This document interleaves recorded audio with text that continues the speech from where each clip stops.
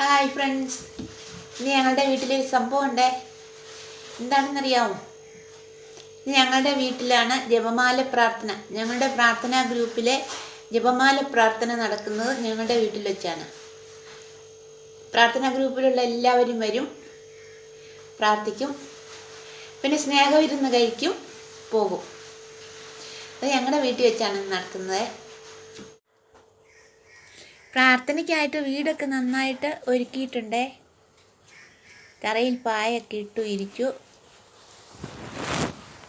പായയിലും കസേരയിലും സഫായിലും ഒക്കെ ഇരിക്കും. പലഹാരങ്ങളൊക്കെ വാങ്ങിച്ചു. കാപ്പി തിളപ്പിച്ച് റൈസ് കുക്കറിൽ അടച്ചു വെച്ചു. അപ്പോൾ ചൂടാറാതെ ഇരുന്നോളും. റൈസ് കുക്കർ കൊണ്ട് ഇങ്ങനെയും ഉപകാരമുണ്ട്. ചോറ് വെക്കാൻ മാത്രമല്ല, കാപ്പിക്ക് തിളപ്പിച്ച് വെക്കുകയാണെങ്കിൽ പ്രാർത്ഥനയെല്ലാം കഴിഞ്ഞിട്ട് എടുത്താൽ മതി. നല്ല ചൂടോടെ ഇരുന്നോളും. നമുക്ക് പ്രാർത്ഥനയുടെ ഇടയ്ക്ക് കാപ്പി തിളപ്പിക്കാനൊന്നും പോകേണ്ട, നല്ലതാണ്. മാതാവിൻ്റെ രൂപം അലങ്കരിച്ചു വെച്ചു.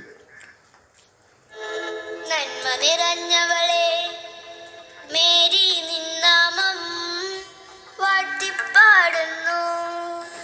പരിശുദ്ധ കന്യാമാതാവേ, പാപികൾ ഞങ്ങൾക്കായി നിത്യം നിൻ തിരുസുതനോടെന്നെന്നും പ്രാർത്ഥിക്കണമേ തായേ. നീ എന്നെന്നും മൃത്യുവിൻ നേരത്തും.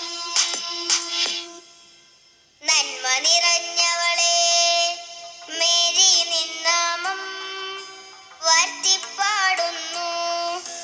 പരിശുദ്ധ കന്യാമാതാവേ, പാപികൾ ഞങ്ങൾക്കായി നിത്യം നിൻ തിരുസുതനോടെന്നെന്നും പ്രാർത്ഥിക്കണമേ തായേ. നീ എന്നെന്നും മൃത്യുവിൻ നേരത്തും.